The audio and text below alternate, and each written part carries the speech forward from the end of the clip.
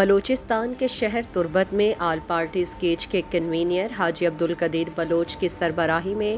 ایک وفد نے deputy commissioner Kech major retired Bashir Ahmed Barech سے ان کے دفتر میں ملاقات کی۔ وفد نے ڈی سی کیچ بشیر احمد سے گفتگو کرتے ہوئے آبسر سے لاپتہ نوجوان حفیظ بشیر کی بازیابی کے لیے اقدامات اٹھائے اور اس مسئلے پر بات چیت کی۔ آل پارٹی اسکیچ کے وفد نے تربت ٹو کراچی اور کوئٹہ ٹرانسپورٹ کرایوں میں اضافہ کرنے پر تشویش کا اظہار کیا اور ڈی سی کیچ سے اپیل کی کہ ٹرانسپورٹرز کو پابند کریں کہ موجودہ کرایوں سے 200 روپے سے زائد کرایہ نہ بڑھائیں۔ آل پارٹی اسکیچ کے وفد نے بارڈروں کی بندش اور تیل کی بھاری مقدار میں بڑی گاڑیوں کے ذریعے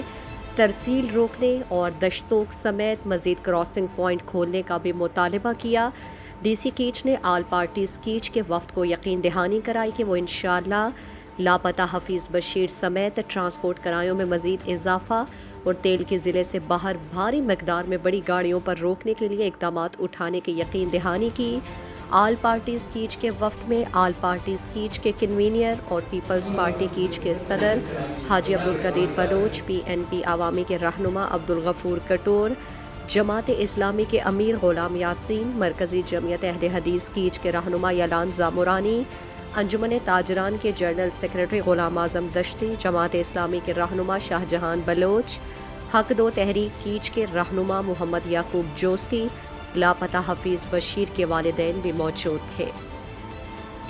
جزو معلومات اور خبروں سے آگاہ ہونے کے لیے Gedrosia point Facebook page, Instagram, Twitter کو فالو اور یوٹیوب چینل کو سبسکرائب کریں۔ بیل آئیکن بٹن دبانا نہ بھولیں تاکہ مکران سمیت بلوچستان کی خبروں سے جڑے رہیں۔